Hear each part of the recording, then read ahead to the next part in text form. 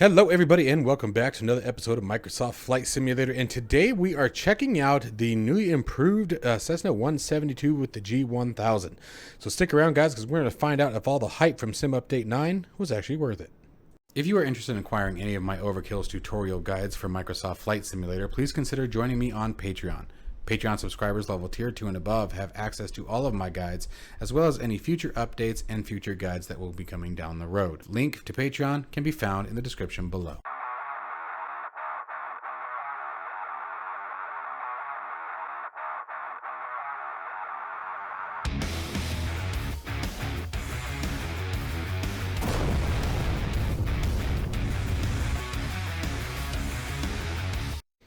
All right, my friends, so this is actually my second attempt doing this video, so I want to give you guys a little tip right out of the gate. If you guys are having any trouble with crash to desktops and revolve in around the Cessna 172 or possibly the G1000 NXI, because I was crashing to desktop multiple times. It was like 3 or 4 times. One time I made it all the way up to takeoff, started to cruise around a bit, and then boom, crash desktop, and then it was crashing to desktop within a matter of seconds every time after that.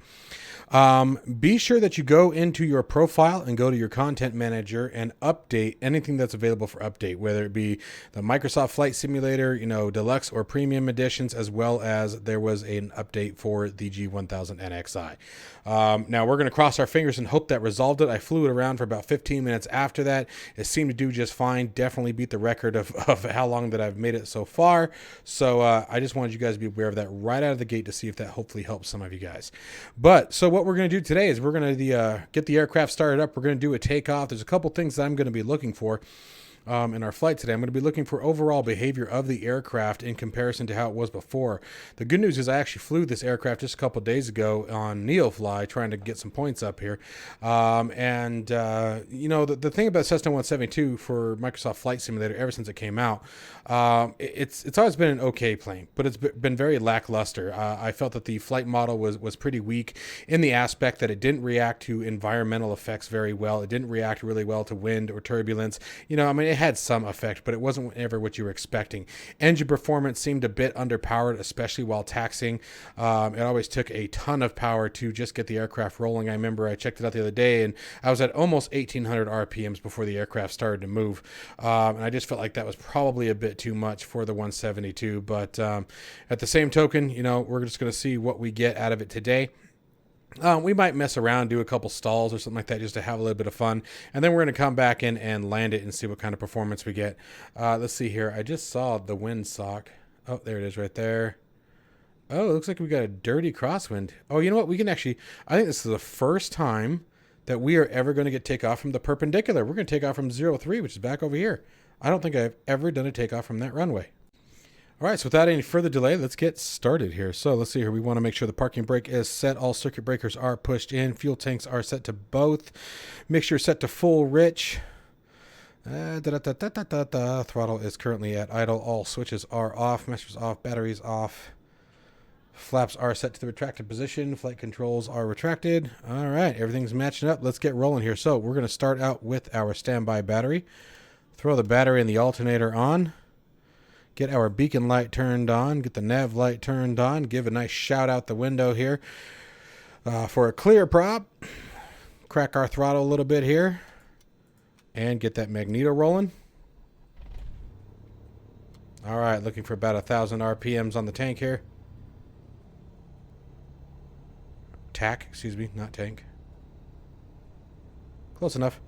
All right, let everything warm up here for a second. While that's happening, we'll turn bus 1 and bus 2 on for the avionics. Get the MFD powered up. Let the PFD reset. Letting everything align.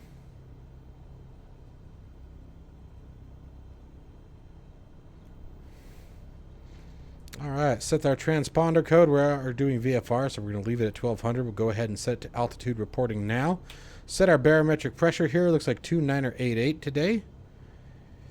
And other than that, it looks like we are good to go. I'm going to go ahead and turn the inset map off. Never been a big fan of the inset map. Layout and map off. There we go. Sort of clean things up a little bit. I prefer a cleaner display over busy. All right, and I think other than that, we are set for taxi. So let's go taxi lights on, parking brake released, and let's see what it takes to get her to taxi today. So we're looking at 950 RPMs. Make sure pedals are released. There we go. So about 1200 and we're taxiing now. That seems much more realistic to me. And it's actually starting to taxi quickly, so we got to be careful there. So that is a very, very welcome improvement to what I was seeing before. Very, very welcome. Very excited about that. That was probably, like I said, one of my biggest gripes. It took so much to get it to taxi. It really did. Make sure we don't have any traffic coming around. I think I have traffic disabled, but just in case. Good habits to check, right?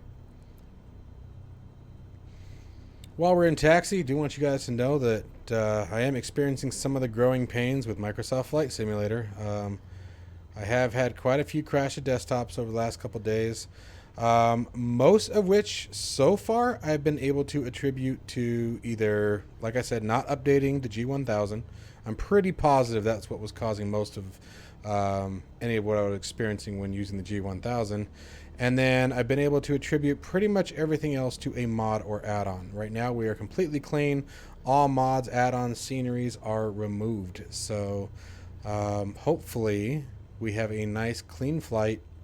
Nothing to worry about. Keeps things simple. Yeah, the taxi performance is definitely improved. I wish they would have improved the nose wheel steering performance. I don't know why that is such a hard thing. Like, I don't know why that's such a thing with them. Them being Asobo. Like, they really just don't want us controlling that. It's like, it takes a mile to turn a Cessna 172. That's a bit much. Let me grab a little drink here, wet the whistle. Don't worry, it's just flavored water. None of that flying while drinking other things.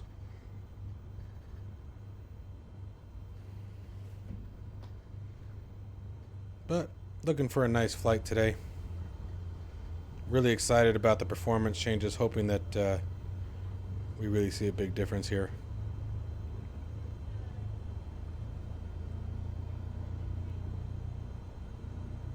That's nice. Aliens are taking over the airport, planting our trees in midair. All right, 2560 is our starting altitude. It's good to know. Probably taxiing a little slow, honestly.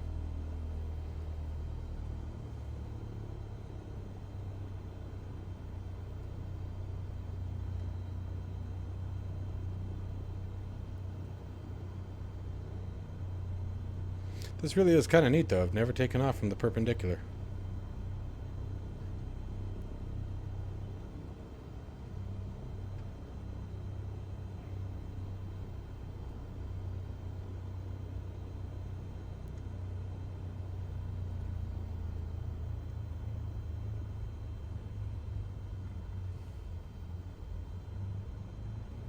All right, I'm going to go ahead and set flaps 1 for takeoff. Start slowing her back down a bit.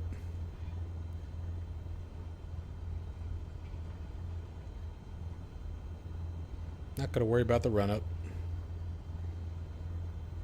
My neighbor did that for me. What? Alright, so at this point here, as we take the runway, we're going to go landing lights on, strobe light on, pitot heat on, taxi light off.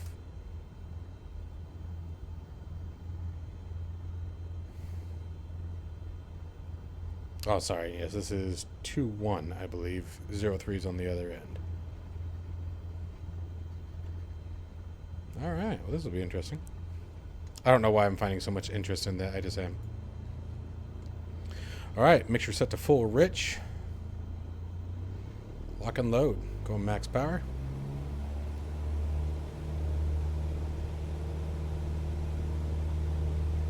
Airspeed alive. Looking for 55 knots on rotation. Happy feet on the rudder pedals. There's 55. Pull coming back. Nice good climb out. We'll maintain flaps 1 until we're about 300 feet. AGL.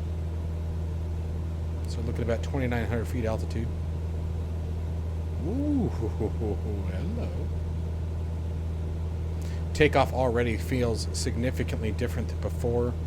The aircraft doesn't seem to be struggling like I remember in the past.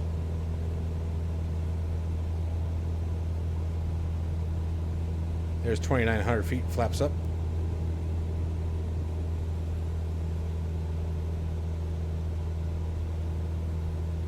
Alright, let's start, let's bring it right. Start steering the course here. Reduce that ascent rate.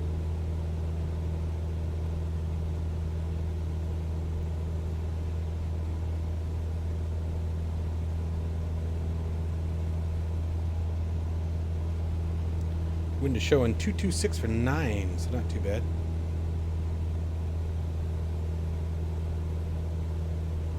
Alright.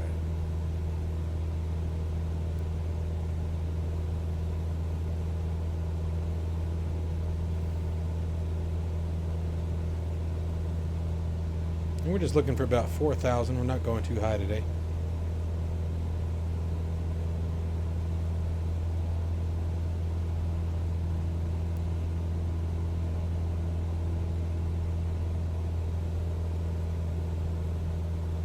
Start trimming those down a bit.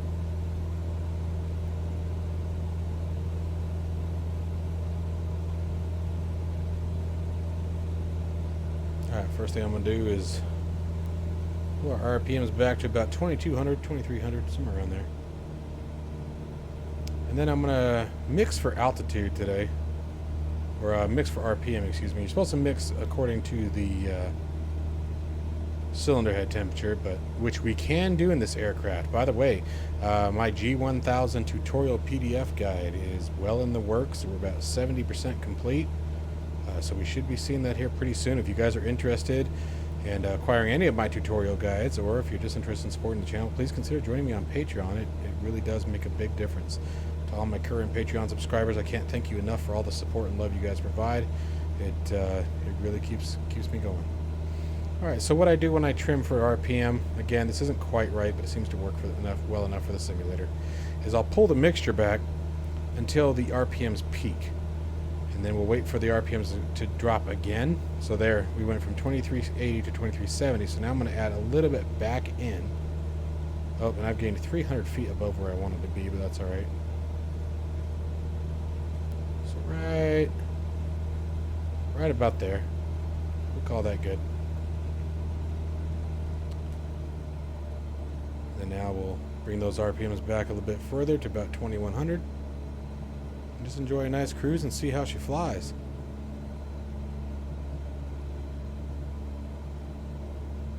Alright, so right out of the bat, the overall flight model and performance characteristics of the aircraft have definitely changed significantly. I'm feeling like the environmental effects against the aircraft, wind, thermals, etc., turbulence, all that jazz, has definitely made a difference. The aircraft is not necessarily what I would call more difficult to fly, but let's call it busier.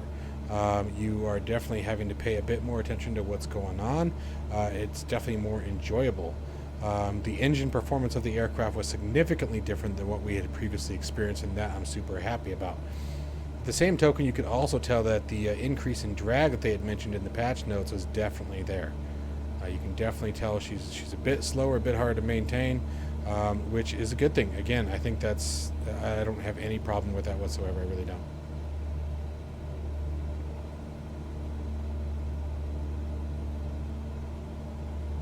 You guys can sort of see her shaking and oscillating there. That's a good sign. Again, things that I want to see.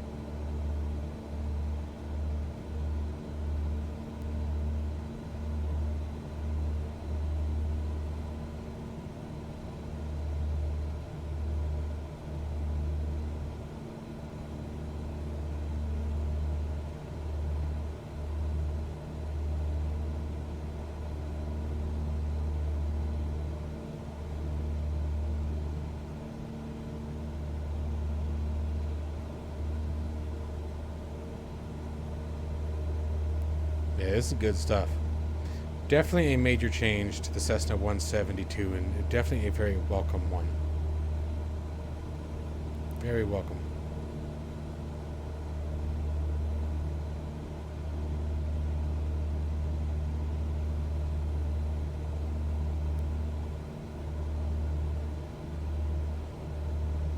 Definitely much busier, man. Much busier. Wow. Let's try to lock in our altitude here. There's our altitude lock. Let's go to autopilot here. Let's throw the altitude on. Let's just sort of see what she does here. And we'll tap that heading mode. Lock the heading bug in. Flying on the outer marker. For 11 left's ILS. And if we come to the outside here, you can just sort of watch it for a second, the way it flies. Even with the autopilot on. She was never this bouncy. She was never this reactive.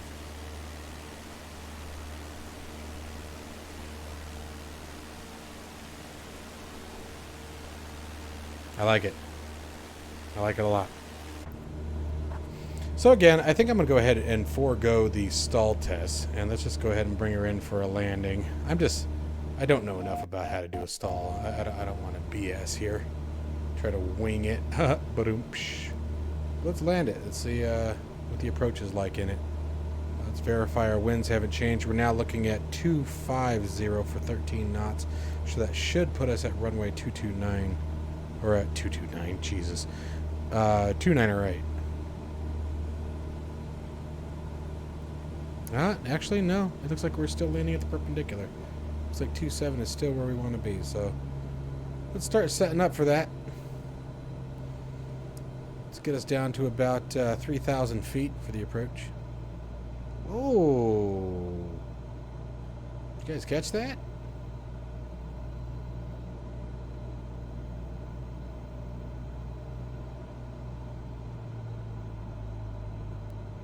Look at that. See, that's what I'm talking about. Like, actually having to fly. I probably shouldn't be descending at 1,000 feet per minute. I really shouldn't. Not in a Cessna.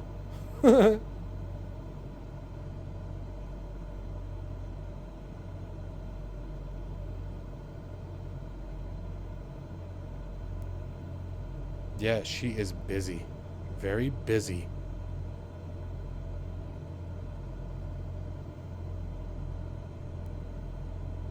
I have never landed on this runway. It's been kind of a fun approach, something different.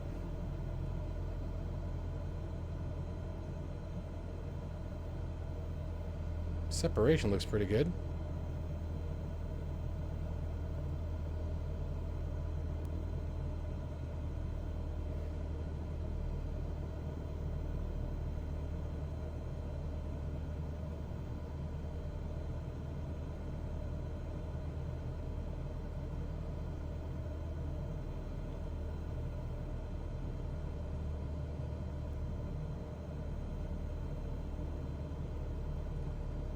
Alright, let's go flaps 1 as we come around the corner here.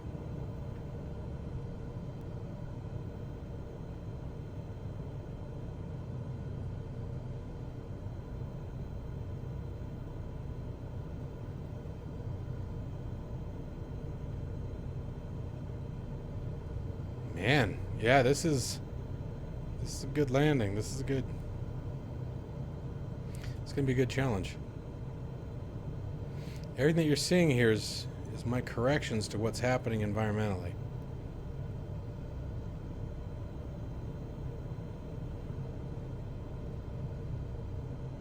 Which again just feels more natural. Let's go flaps 2. Looking to maintain about 60 knots on the approach. Watching that descent rate a bit.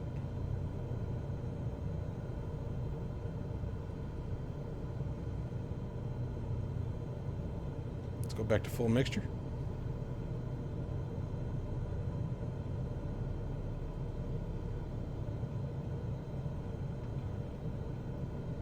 Easy.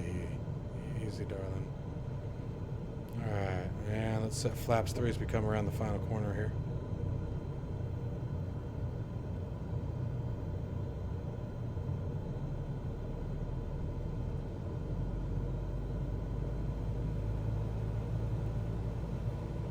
That airspeed.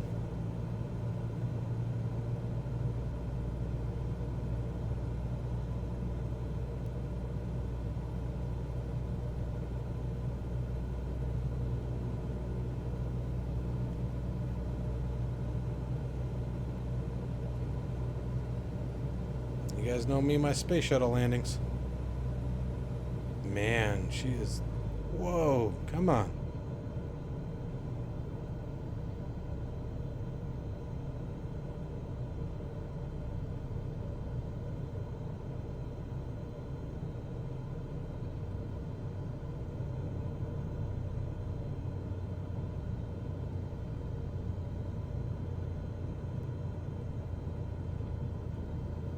Just hold it, let her float.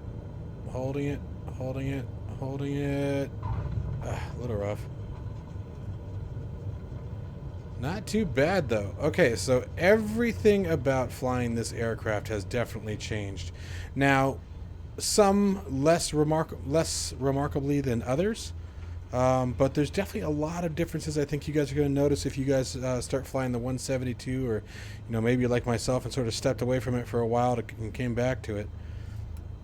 Let's see here. Let's clear the runway here. Taxi lights on, strobe lights off, pitot heat can come off. Alright. But that was definitely a ton of fun. Major difference. In as far as the aircraft as a whole. Like I said, some changes less noticeable than others, but some are very significant. The changes to the engine performance I think are rather significant. The changes to the environmental effects I think are pretty significantly different. Landing performance and things like that, there was definitely some things that you could notice that were a bit different in the aspect of, okay, well, that didn't quite feel the same.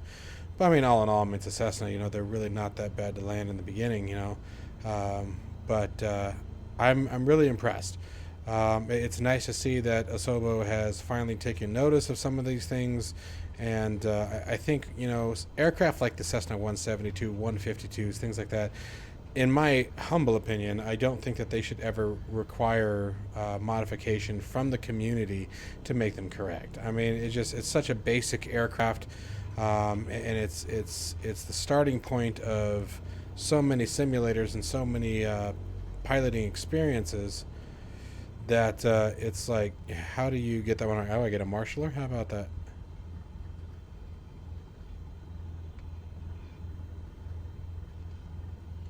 Come on.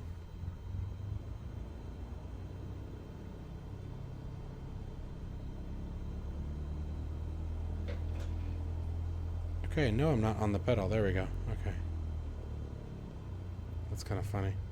Marshaller with a Cessna. How about that? A TAA, not in your best days. Cool. Alright, parking brake is set. Anyways, guys, so I hope you enjoyed the video. As always, be sure to hit that like and subscribe, and then be on the lookout for the G1000 NXI tutorial videos that are going to be coming down the line very soon. This thing is a very, very impressive avionics system. Very, very grateful for Working Title once again for bringing this out. The more I dove deeper into this as I was creating the guide, the more I realized how much it can do, and how convenient it really is, especially in your longer flights. And we'll be talking about that much more in depth as the days come on. But as always, guys, please do me a favor, stay safe and healthy, and I'll see you in the next one.